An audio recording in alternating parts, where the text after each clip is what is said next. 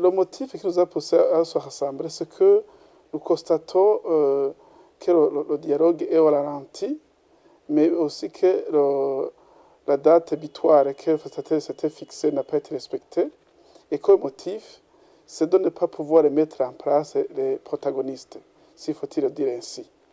Cela étant, nous constatons que cela est dû aux invitations qu'on donne aux personnes poursuivies par la justice burundaise, qui font que d'autres personnes ne répondent pas au dialogue, ou même si on est là, on refuse de s'asseoir ensemble avec des gens poursuivis par la justice burundaise.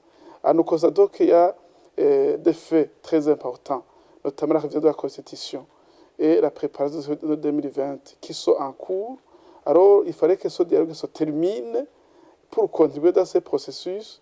C'est ça le motif principal qui nous a poussé à nous demander d'inviter ceux qu'il faut inviter pour qu'ils clôturent dans les meilleurs délais ce dialogue, pour que ce dialogue ne soit pas au ralenti.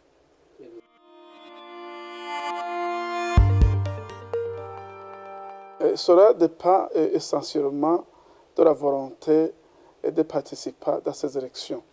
Ça veut dire que toute la classe politique burundaise devrait s'engager à respecter la voie des urnes pour arriver au pouvoir, et elle ne devrait pas créer des prétextes pour rester à l'étranger, mais tout le monde devrait venir ici et pour se préparer à cette séance électorale.